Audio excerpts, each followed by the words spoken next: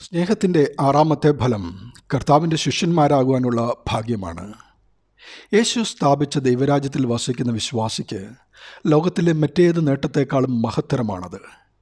ആർക്കാണ് ഈ ഭാഗ്യം സിദ്ധിക്കുന്നതെന്ന് വിശുദ്ധ യോഹന്നാൻ 13:35 വെളിപ്പെടുത്തുന്നു.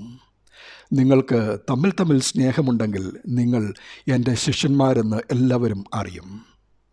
ക്രിസ്തു സ്വന്തം ജീവനെ പാപികളായ നമുക്ക് വേണ്ടി ബലിയായി അർപ്പിച്ച് മാതൃക കാണിച്ച നിഷ്കളങ്കമായ സ്നേഹം പോലെ അവൻ്റെ മക്കളായ നാമും തമ്മിൽ കപടതയില്ലാതെ സ്നേഹിക്കേണ്ടതാകുന്നു.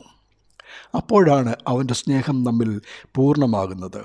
നിങ്ങൾ തമ്മിൽ സ്നേഹിക്കണമെന്ന പുതിയൊരു കൽപ്പന വിശുദ്ധ യോഹന്നാൻ 13:34 കൂടി ക്രിസ്തു നമുക്ക് തന്നിരിക്കുന്നു. ന്യായപ്രമാണത്തിലെ മഹത്തായ രണ്ടാമത്തെ കൽപ്പനയും ഇതുതന്നെയാണെന്ന് വിശുദ്ധ മത്തായി 22:37 മുതൽ 39 വരെയുള്ള വചനങ്ങൾ വെളിപ്പെടുത്തുന്നു. നിന്നെപ്പോലെ നിന്റെ അയൽക്കാരനെ സ്നേഹിക്കണം. ബാബേലിൽ കലഹമുണ്ടായി, എന്നാൽ പെന്തിക്കോസ്തിയിൽ ഐക്യവും കൂട്ടായ്മയും വന്നു ചേർന്നു.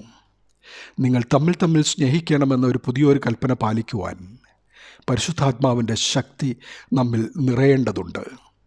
പരിശുദ്ധാത്മാവിൻ്റെ ശക്തി എന്നത് യേശു കർത്താവാണെന്ന് പരസ്യമായി ഏറ്റുപറയുവാനും ആ രക്ഷകൻ്റെ കൽപ്പനകളെ അനുസരിച്ച് ജീവിക്കുവാനുള്ള ധൈര്യമാണ്.